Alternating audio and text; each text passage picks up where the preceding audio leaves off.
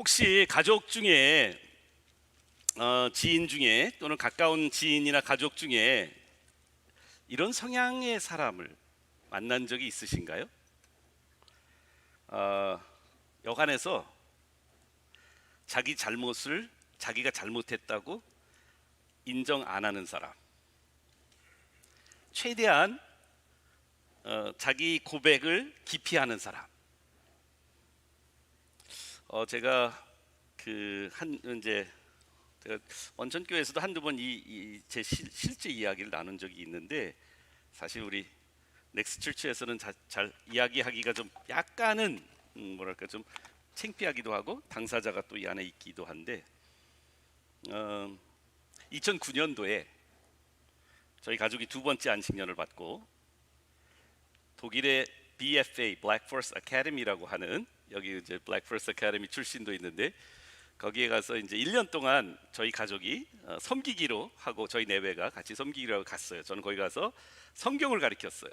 그리고 아내는 원래 미술 선생님 하려고 갔는데, 미술 선생님이 그만두신다는 분이 그만 안 두셔가지고 아내는 그 봉사를 했는데, 기숙사 청소를 하러 도움을 주러 갔어요. 기숙사 사감 가족 중에 아주 아기가 둘 어린 아이를 데리고 온, 우리랑 같이 온 그 부부가 있었는데, Greg Stores, remember Greg Stores? 거기 거기가 HBR에 아내가 이제 거기에서 이제 청소도 하고 그 여러 가지 도움을 해주는 그런 일을 봉사를 했어요. 근데 그 독일 가는 와중이었는지 독일 도착해서인지 제가 기억이 잘 안 나는데, 정확한 시점은 아마 집을 떠나니까 여러 가지 만감이 교차했던 것 같아요. 일단은 부모님을 1년 동안 같이 모시고 오랫동안 같이 살았는데, 저희 부모님이 같이 위층 아래층 사는데, 부모님 이렇게 1년 동안 저희가 못 모시니까 큰아들로서 많이 미안하기도 하고, 그런데 또 자유함도 누렸던 것 같아요. 그런데 가다가 어떻게 하다가 제가 아내한테 제 마음속 깊숙한 이야기를 하나 꺼냈어요. 제가 이렇게 얘기했어요. 부모님 생각하는데 아버지 생각하다가 이런 얘기했어요. I don't want anything from my dad. 난 우리 아버지한테 원하는 거 하나밖에 없어. I just have one thing. 난 우리 아버지한테 딱 한 가지만 원하는데, 딱 한 번만 우리 아버지가 잘못 인정하는 거 듣고 싶다고. 어머니한테 저한테 아빠가 잘못했어, 아빠 용서해 줄 수 있겠니? 이 이야기를 듣고 싶었어요. 완벽하신 분이고 저를 많이 사랑해 주시는 분이고, 저 아버지 많이 존경하거든요. 지금도 제일 존경하는 사람 한 사람 꼽으라고 하면 저희 아버님이에요. 그런데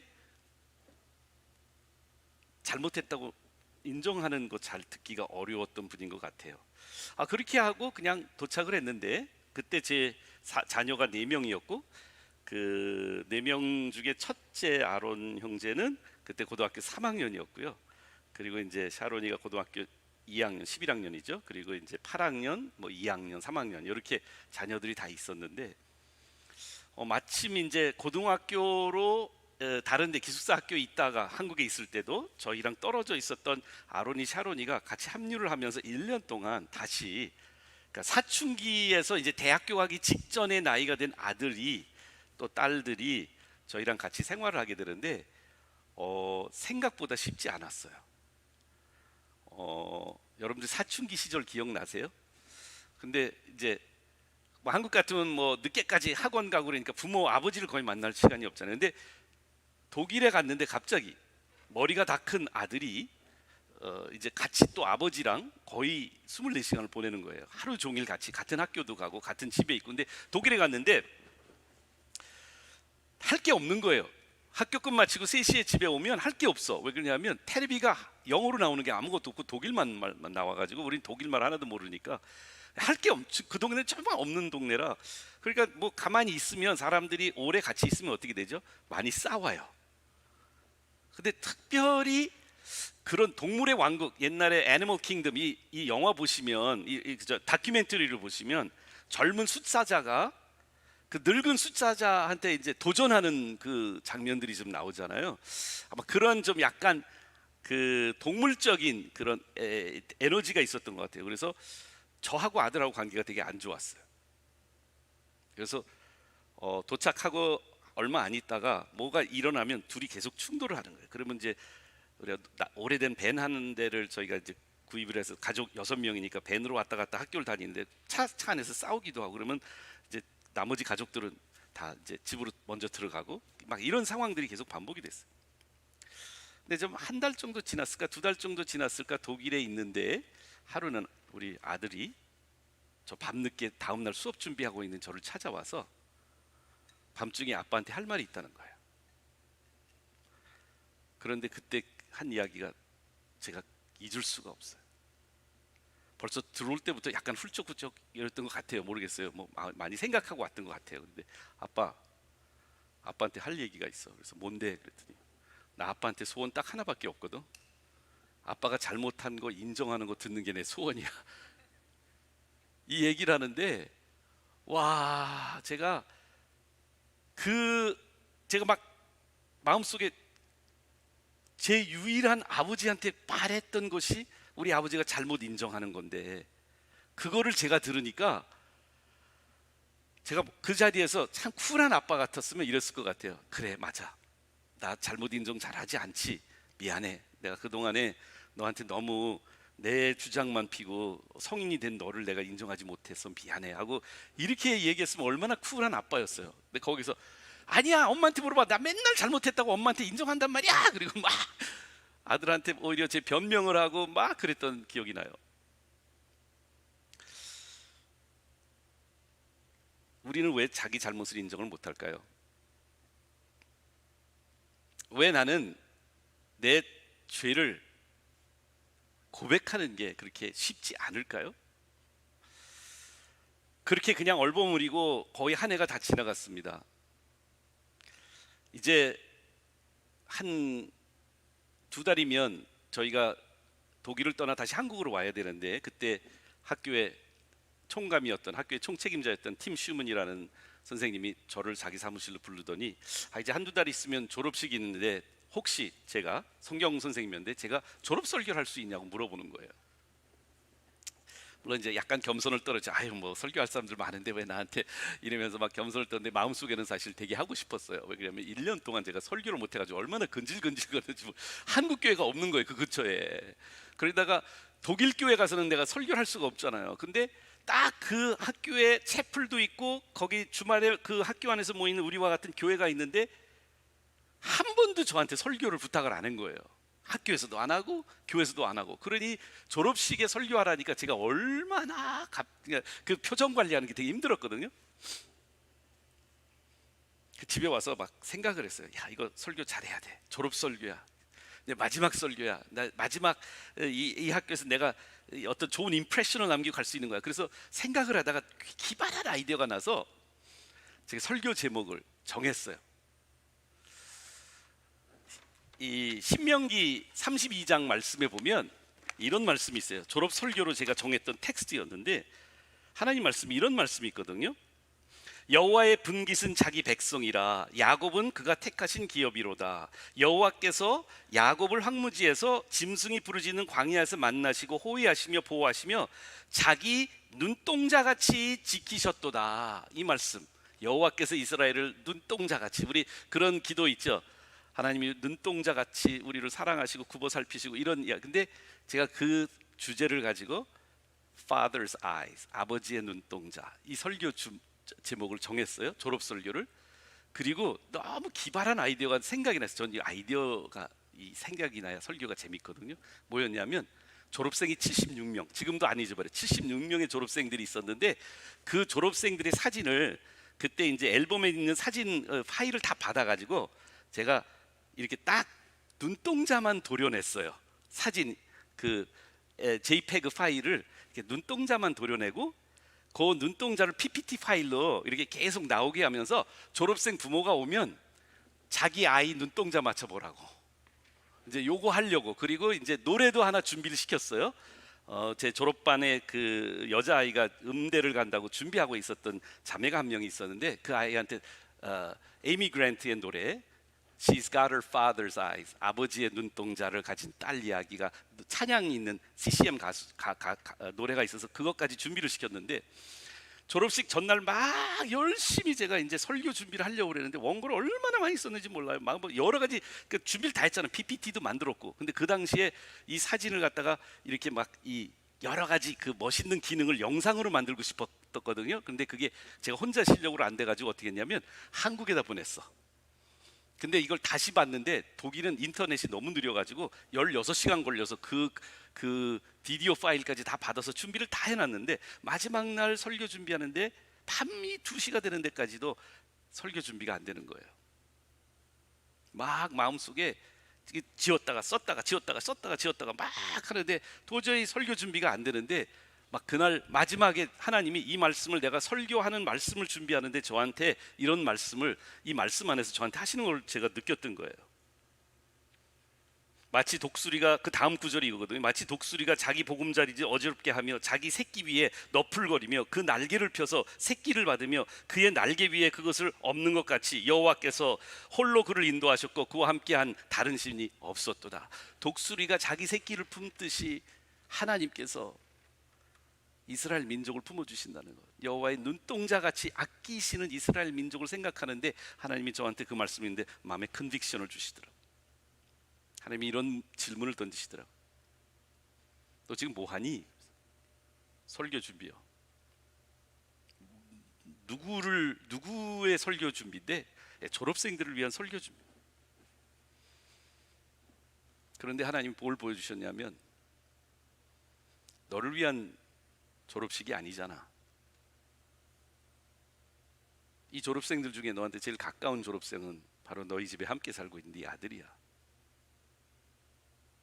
하나님은 눈동자같이 이스라엘 민족을 독수리가 자기 새끼를 품는 것처럼 우리를 그렇게 사랑하시는데 네 아들이 딱 하나 부탁한 거 여태껏 너는 듣지 않았잖아.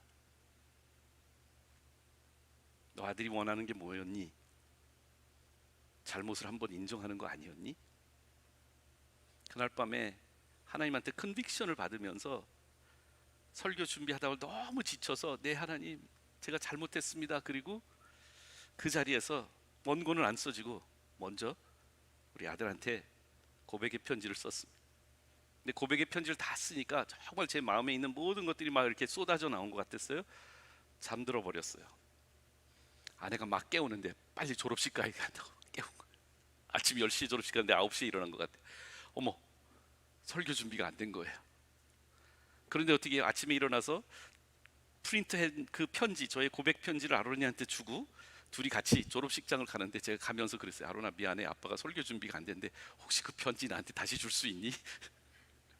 그래서 그 편지를 받아서 졸업식장에서 설교 대신 아빠의 마음을 고백했어요. 자녀들 앞에서 잘못을 인정하지 않는 아빠가 오늘 이 졸업식장에서 우리 아이들에게, 우리 자녀들에게, 우리 아들에게 내가 고백하고 싶다고. 그리고 그 편지를 읽었거든요. Do you remember that, Jay? I don't know if you do, but maybe you won't. 그날 읽었던 그 편지가 지금도 제 삶 속에서는 제가 간직하는 편지인데 어느 날 자녀에게 믿음을 계승하라는 그 이야기를 어디 교회 가서 새벽 기도회 때 설교하다가 하나님이 이 말씀을 이 편지를 한국말로 번역을 했어요. 원래 영어로 썼거든요. 한국말로 번역을 해서 그 편지를 제가 그 교회에서 읽었는데 그 영상을 잠깐 여러분들한테 보여드리려고 그래요. 아론아, 아빠가 가지고 있는 가장 큰 후회들은 다른 사람들에게 사역하느라고 정작 제일 중요한 너와의 관계를 소홀히 했다는 사실이야. 나는 너와 같은 공간을 공유하는 것만으로 네가 필요한 아빠의 역할을 다 한 것이라고 착각했어. 고등학교를 졸업하면 집을 떠나는 이 시점에서 이걸 깨닫는 것이 얼마나 후회스러운지 모르겠어.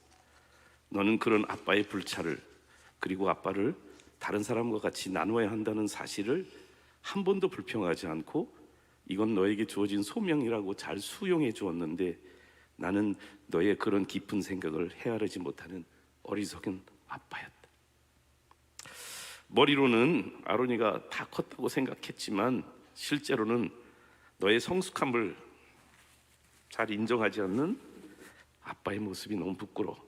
그리고 아론이도 하나님 앞에 스스로 나가는 영적 제사장이 되어야 하는데 그 길을 이 아빠가 삶으로 보여주지도 않으면서 막아버렸던 나의 모습이 아닌가 후회해.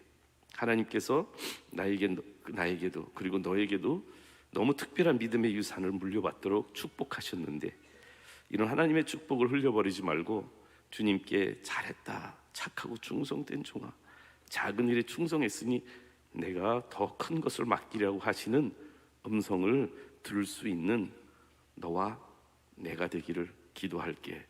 너를 깊이 존경하고 사랑하는 아버지가. 컨페션 참회는 먼저 하나님한테 드려지는 우리 죄인의 가장 소중하고 가장 중요한 선물이라고 생각을 합니다. 뿐만 아니라 하나님과 더불어서 우리 관계들 속에서 제가 경험한 바로는 그 상황 그때의 그 고백, 그 컨페션의 과정을 통해서 저와 아들 그리고 우리 가족의 관계들이 회복의 첫걸음을 뛰기 시작을 했고 그걸 통해서 하나님의 역사심을 계속 체험하게 되었습니다. 오늘은 여러분들과 함께 confession, 저는 참회라는 단어를 더 좋아하는데 참된 회개, 참회를 오늘 해부하고 싶습니다. 오늘 이야기는 다니엘 9장 이야기인데요. 다니엘 9장은 거의 7절까지 있지만 20절까지 19절 20절까지는 다니엘이 고백하는, 참회하는 confessing prayer입니다. 네, 그 어디에서 이 참회를 오늘 이해할 때 이 이야기 속에서 다니엘이 왜 참회를 했는지, 왜 고백을 했는지, 그리고 어떻게 고백을 했는지, 어떤 것이 성경적인 진정한 참회인지 오늘 해부하고 싶은데 첫 번째는 그 참회의 스타팅 포인트입니다. 어디에서 시작이 됐을까? 다니엘서 9장 1절부터 보셔도 되는데 우리가 2절부터 볼게요. 이 다리오 왕 때에, 그러니까 다니엘은 4왕 그리고 3개의 다른 나라들을, 다른 정권들을 다니엘은 섬기게 됩니다. 이 나이가 이 9장에 왔을 때는 벌써 거의 80 가까운 할아버지였을 거라고 생각을 합니다. 그런데 이 다니엘서 9장에 이 2절부터 보면 이 다리오 왕 통치 원년에 나 다니엘이 책을 통해, 이 책은 어떤 책일 것 같아요? 성경 말씀 두루마리, 그러니까 예언서입니다. 다니엘이 하나님의 말씀을 통해 여호와께서 말씀으로 선지자 예레미야에게 알려주신 연수를 깨달았으니, 예레미야는 150년 전, 다니엘보다 150년 전에 이스라엘이 바벨론 포로로 간다는 것을 예언했던 예레미야 25장과 29장에 있는 말씀을 구체적으로 읽었던 겁니다. 여기에서 이 여호와 선지자 예레미야에게 알려주신 그 연수를 깨달은 25장, 예레미야 25장 29장을 읽어보면 거기 70년이라는 나이 횟수가 나오거든요. 곧 예루살렘의 황폐함이 70년 만에 그치리라 하신 것이라. 그런데 이 기도는 언제였냐면 약 한 65년에서 68년 정도 됐을 때예요. 다니엘이 우리 준수 나이 정도의 나이에 포로로 왔다가 지금 이제 80 몇 살의 할아버지가 되어서 60여 년 동안 하나님의 말씀으로 징계를 받았던 이스라엘 민족, 너희가 우상을 섬기고 너희가 내 말을 경청하지 않으면 결국은 너희가 포로로 잡혀갈 거라는 하나님의 말씀의 징계의 말씀이 실현이 되어서 거의 60여 년을 그것을 체험했던 다니엘이 글을 읽으면서, 성경을 읽으면서 깨달아요. 이제는 70년이 다 끝났구나. 여러분 같으면 그 말씀을 읽고 그런 거 깨달으면 어떻게 할까요? 조금만 더 참으면 돼? 이제 끝날 거야? 어려움이 없어질 거야? 하나님 말씀을 기뻐할 수 있어요. 근데 여기에 다니엘의 반응은 그거 아닙니다. 3절부터 그는 참회의 기도에 들어가게 됩니다. 말씀을 읽고 참회합니다. 3절 말씀을 보시면 금식하고 베옷 입고 재를 덮어쓰고 하나님께 기도하며 간구하기를 결심했다고 말합니다. 그의 참회는 짧거나 다른 것을 간구하기 위한 의례 행위 같은 그런 참회가 아니었어요. 작정하고 참회합니다. 이 기도는 전체가 다 참회입니다. 근데 생각해 보면 이 기도를 잠시 뒤에 보겠지만 다니엘의 잘못은 거의 없는 것을 참회하고 있는 것처럼 느껴져요. 왜 그러냐면 다니엘서 1장부터 우리가 계속 보면 다니엘은 굉장히 열성을 다해서 하나님을 섬기고 다른 사람들과는 비해서 그 전에 하나님의 징계를 받아야만 되었던 이스라엘의 왕들의 행위와는 너무나 다른 모습의 다니엘을 우리는 1장, 2장, 3장, 4장, 5장, 6장을 통해서 다 발견하지 않았어요. 신상에게 절하지 않고 왕의 진미로 자기를 더럽히지 않고 하루에 3번씩 예루살렘을 향해서 기도했던 이 다니엘이 회개합니다. 말씀 때문에 회개합니다. 말씀을 읽고 하나님의 말씀이 자기 삶 속에서 어떻게 그 회개의 컨빅션을 잃는. 그래서 저는 성경적인 컨페션, 고백은 찔림에서부터 시작된다고 말씀드리고 싶어요. Starts from conviction. 그 컨빅션은 내가 가지고 있는 어떤 생각, 물론 성령님에 의해서 그렇게 나의 잘못을 깨달을 수 있어요. 그러나 하나님의 방식은요, 성경적인 방식은요, 하나님의 말씀을 통해서 하십니다. 하나님의 말씀은 살아있고 운동력이 있어 좌우에 선 어떤 검보다도 예리하여 우리의 혼과 영과 및 관절과 골수를 찔러 쪼개기까지 하며 또 마음의 생각과 뜻을 감찰하는 하나님의 말씀이라고 우리는 히브리서 4장 12절에 이미 알고 있는 말씀이에요. 성경의 역사를 보면 회개의 역사, 컨페션이 언제 일어나냐? 다윗이 밧세바를 범하고 그 남편 우리아를 죽도록 모략을 하고 그런 과정 속에서 나단 선지자가 전한 하나님의 말씀을 듣고 그의 마음에 컨빅션이, 찔림이 생깁니다.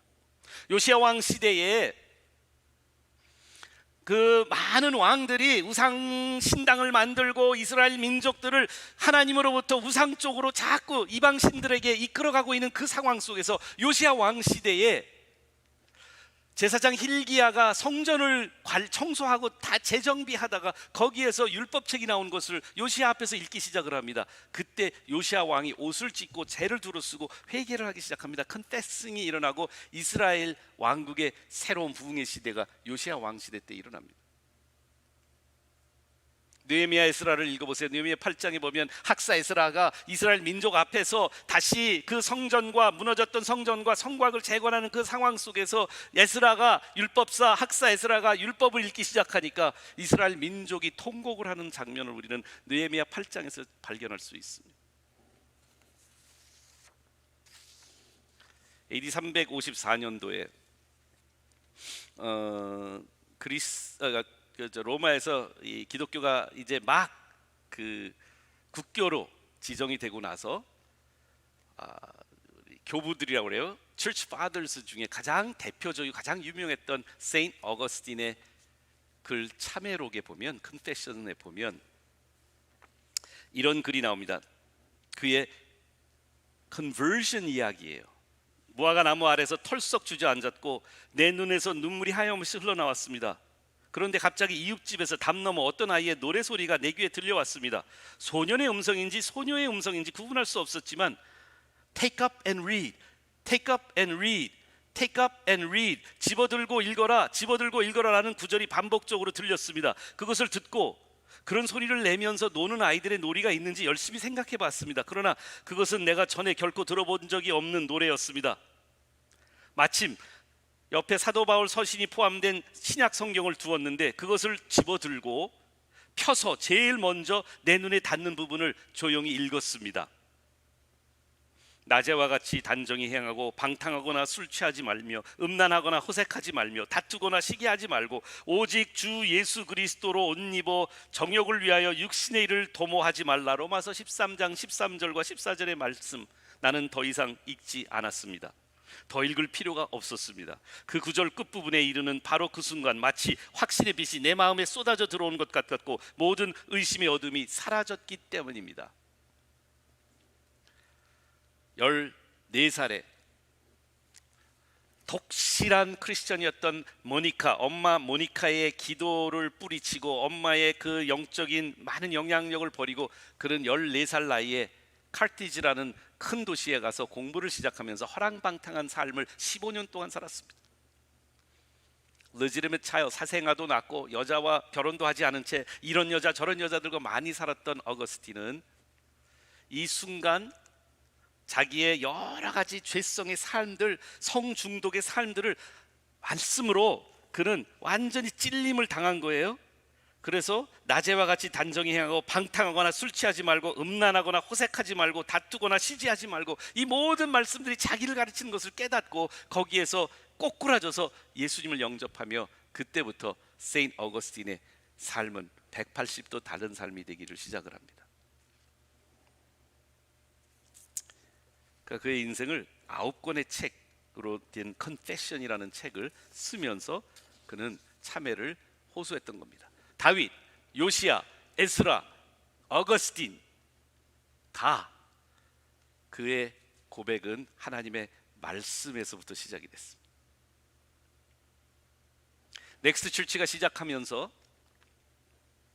누구에 의해서 그런지 잘 모르는데 우리가 팀 켈러 목사님의 내가 만든 신을 매주마다 한 챕터씩 지금 읽고 있어요. 여러분들이 소그룹에서 읽으시면서 제 경험상 우리 소그룹에도 그렇고 우리 목회자 리더십 그룹에서도 또 이거를 목요일날 금요일날마다 우리가 한 챕터씩 같이 우리 내외가 같이 하고 있는데 매주마다 저희들이 성경 이야기 때문에 컨빅션을 받기 시작을 합니다. 하나님의 말씀이 우리 안에 컨페션에 마중물이 되고 있어요. 우리 안에 우상이 어디에 있는지 콕콕 찌르고 있어요. 아브라함의 이야기, 요나의 이야기, 이삭의 이야기, 야곱의 이야기, 이런 이야기들을 우리가 읽을 때마다 내가 만든 우상은 무엇인지 하나님이 지금 우리들에게 말씀으로 컨빅션을 주고 계시지 않는가요?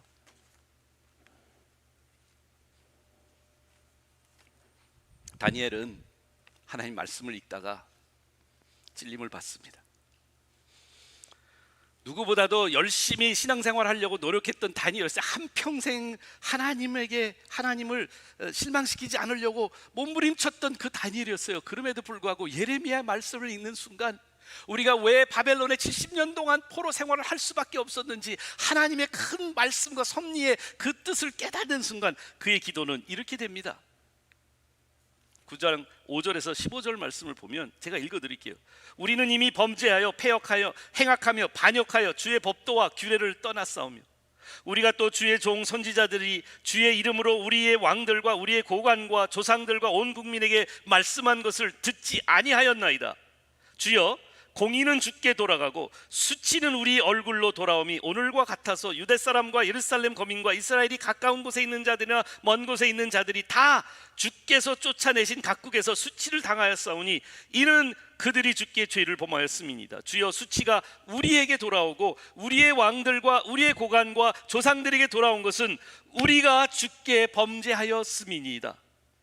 주 우리 하나님께서 긍휼과 용서하심이 있사오니 이는 우리가 주께 패역하였음이오며 우리 하나님 여호와의 목소리를 듣지 아니하며 여호와께서 그의 종 선지자들에게 부탁하여 우리 앞에 세우신 율법을 행하지 아니하였음이니이다. 온 이스라엘이 주의 율법을 범하고 치우쳐가서 주의 목소리를 듣지 아니하였으므로 이 저주가 우리에게 내렸으며 곧 하나님의 종 모세의 율법에 기록된 맹세대로 되었사오니 이는 우리가 주께 범죄하였음이니이다.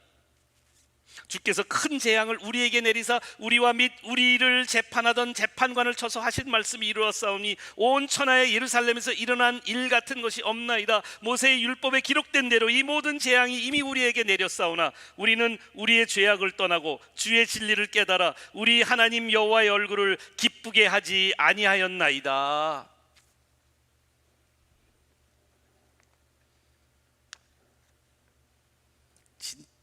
진짜 고백은, 진짜 참회는, 성경적인 참회는요 찔림에서 시작이 돼요. 컨빅션에서 시작해요. 두 번째는 admission, 인정입니다. 이 말씀을 시간이 있으면 다 더 자세히 강의하면 아니면 여러분들이 더 묵상하면 좋겠는데 이 인정 안에는 최소한 세 가지 인정이 있어요. admission 세 가지가 있는데요. admission of God's holiness, 하나님의 거룩하신 공의로우신 하나님이 하나님 되심을 인정하는 것이 우리의 고백 안에 있어야 돼요. God is holy. 하나님은 and He's just. 하나님은 정의로우시고 하나님은 거룩하시고 하나님은 그러한 하나님이 앞에 우리가 서 있다는 사실을 인정하는 것이죠. 두 번째, 우리의 잘못 인정이에요. 많은 경우 우리가 텔레비에서 본 것이 답습되는 경우가 있어요. 하나님 앞에서도 우리는 유감 표명을 합니다. 정치인들이 하듯이. 참 유감스럽게 그렇네요. 뭐 다 제 잘못은 아니지만 뭐 말할 면목이 없습니다. 그냥 따지고 보면 다 뭐 제 잘못일 수도 있겠네요. 유감 표명 아니에요. 여기 다니엘의 기도를 보세요. 공의는 주께로 돌아가고 수치는 우리에게 돌아와야 됩니다. 우리가 주께 죄를 범했습니다. 우리가 주께 죄를 범했습니다. 우리가 주께 패역하였습니다. 우리가 여호와의 목소리를 듣지 않았습니다. 우리는 주의 율법을 범하고 치우쳐 가서 주의 목소리를 듣지 않았습니다.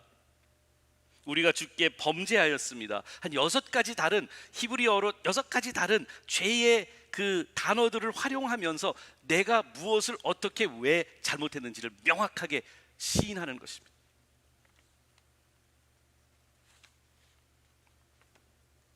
선악을 알게 하는 나무의 열매를 따먹는 순간부터 지금까지 아담과 하와의 후예들은 자기의 잘못을 인정하지 않고 passing the blame, 다른 사람들한테 핑계를 댄다든지 내가 나의 잘못을 인정하지 않습니다. 학교에서 아이들을 가르치는 선생님들도 여기 계십니다. 아이들 둘이 싸웁니다. 선생님이 그 두 아이를 분리해놓고 따로 교무실 어디에 데려가서 두 아이한테 물어봅니다. 선생님한테 얘기해줘. 그러면 제일 먼저 하는 게 뭐예요? 제가 먼저 때렸어요. 아니 걔가 한 거 말고 네가 잘못한 거 뭐예요? 아니요 제가요 막 신발로도 막 던지고요 흙을 던지고요 먼저 그래가지고 제가 화가 났단 말이에요. 너는 뭐 했는데? 인정 안 해요. 나의 잘못을 하나님 앞에, 여호와 앞에, 하나님의 공의로우신 하나님 앞에 우리의 잘못을 인정하는 것입니다. 고백의 세 번째는 우리가 지금 처하고 우리가 받아야 하는 징계가 당위성이 있다는 걸, 정당하다는 것을 우리가 고백할 수 있어야 됩니다. 여호와께서 재앙을 간직해 두셨다가 우리에게 내리게 하셨사오니 14절입니다. 우리 하나님 여호와께서 행하시는 모든 일이 공의로우시나 우리는 그 목소리를 듣지 아니하였습니다. 강한 손으로 주의 백성을 악읍에서 인도해내시고 오늘같이 명성을 얻게 하신 우리 하나님이여 우리는 범죄하였습니다. 주는 주의 공의를 따라 주의 분노를 그건 나중에 말씀이고요. 하나님이 하시던 모든 것은 재판관으로서 공의롭다는 것, 하나님의 징계의 당위성을 인정하는 것이 고백의 두 번째. 세 번째는 긍휼을 간구하는 것, plead for mercy입니다. 16절 이하에 보면 주께 구합니다. 주는 주의 공의를 따라 주의 분노를 주의 성 예루살렘 주의 거룩한 산에서 떠나게 하세요. 우리의 죄와 우리 조상의 죄악으로 말미암아 예루살렘과 주의 백성이 사면에 있는 자에게 수치를 당했습니다. 17절부터 보세요. 그러하온즉 우리 하나님이여 주의 종의 기도와 간구를 들어주세요. 주를 위하여 주의 얼굴의 빛을 주의 황폐한 성소에 비춰주세요. 나의 하나님이여 귀를 기울이시면서 눈을 떠서 우리의 황폐한 상황과 주의 이름을 일컫는 성을 보아주세요. 주께 간구하옵는 것은 우리 공의를 의지하는 것이 아니요 주의 큰 긍휼을 의지함이니이다. 하나님의 얼굴의 빛을 간구합니다. 주가 우리의 기도, 고백의 기도를 들어주시기를 간구하는 것입니다. 그리고 19절 말씀, 주여 들으소서, 주여 용서하소서, 주여 귀를 기울이시고 행하소서, 지체하지 마옵소서, 나의 하나님이여 주 자신을 위하여 하옵소서.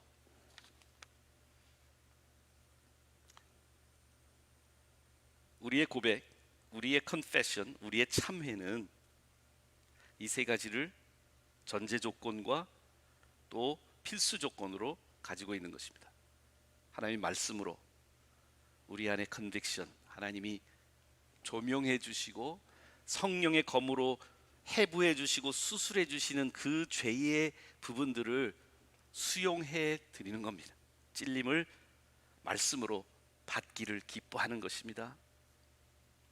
그리고 우리의 잘못을 인정하는 것입니다. Admission of guilt. 그리고 하나님의 mercy, 하나님의 긍휼하심을 의지하는 것입니다. 용서하시는 하나님이심을 믿는 것입니다. 이게 성경이 말하는 confession, 참회의 참 모습입니다. 다니엘서 21장 이후는 응답이 나오는데요. 응답의 많은 부분들 나중에 뒷부분으로 가면 또 신학적으로 해석하기 어려운 부분도 있지만 이 부분을 놓치면 안 돼요. 큰 빅픽처를 보셔야 되는데 23절에 이런 말이 나와요. 내가 기도를 시작할 때 가브리엘이 나타나서 기도 응답으로 하나님의 천사 가브리엘이 나타나서 이 다니엘이 기도를 마쳤을 때 이렇게 응답을 하거든요. 내가 기도를 시작할 즈음에 이거 말이 안 나오네. 가브리엘이 하는 말이에요. 내가 기도를 시작할 즈음에 명령이 내렸으므로 이제 내게 알리러 왔느니라. 우리가 컨페싱하는 순간부터 우리가 우리의 죄를 시인하기 위해서 하나님 앞에 무릎을 꿇는 그 순간부터 벌써 하나님은 그 죄를 용서해 주기 위해서 응답을 시작하셨던 하나님인 것을 알 수 있어요. 가브리엘을 벌써 보내셨어요. 다니엘이 이스라엘 민족과 함께 기도했을 때에 참회의 기도를 그가 하나님 앞에 아뢰기 시작했을 때에 이 3절부터 일어난 그 기도의 첫 입술을 떼는 순간 하나님 벌써 그 기도를 응답하기 위해서 가브리엘을 보내신 거예요. 기도할 즈음에 명령이 나한테 내려와서 내게 알리러 왔다. 무엇을 알리러 왔느냐? 우리말은 좀 느낌이 없어요. 영어로 읽어드릴게요. You have no sooner started your prayer when the answer was given, and now I'm here to deliver the answer to you. 그 answer가 뭔지 아세요? You are much loved. 너는 크게 은총을 입은 자라. You are much loved.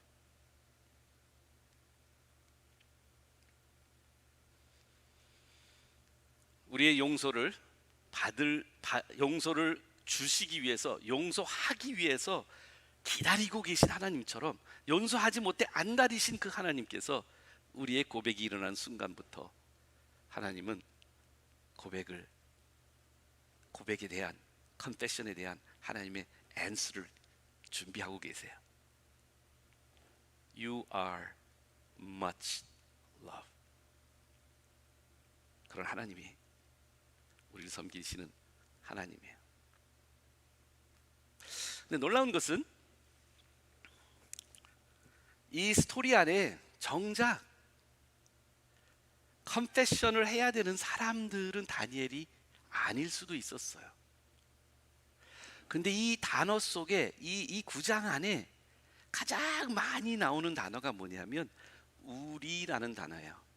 Our sin. 예수님이 제자들을 가르쳐 주실 때도 주기도문에 용서에 대해서 이렇게 가르쳐 주시지 않았나요? 하늘에 계신 우리 아버지 이름이 거룩히 여김을 받으시며 나라의 임하시며 뜻이 하늘에서 이룬 것 같이 땅에서 이루어지이다. 그 다음에 뭐죠? 우리에게 일용할 양식을 주옵시고. 근데 죄에 대해서 뭐라고 말합니까? 우리가 우리에게 죄 지은 자를 사하여 준 것 같이 우리 죄를 사하여 주옵시고. 예수님이 하신 기도에 Our sin이라는 고백이 있어요. 많은 경우 이 다니엘서를 읽으면서 예수님의 모습을 봅니다. 다니엘이 예수님은 아니에요. 그러나 다니엘은 예수님의 그림자예요. 다니엘이 모범적으로 살았어요. 예수님처럼은 아니었지만, 그리고 자기가 고백할 이유가 거의 없었던 잘못들이에요. 그러나 그는 그것을 우리의 죄라고 말합니다. 우리의 죄를 짊어지시기 위해서 오셨던 예수님이 identified with sinners, 죄인들과 함께 그 죄를 짊어지시고 하나님 앞에 그 죄의 대가를 인정하고 용서의 길을 열어주셨어요. 우리의 죄를 위해 십자가에 돌아가신 그분이 우리의 참된 고백의 희생양이 되셨습니다. 같이 기도하실까요?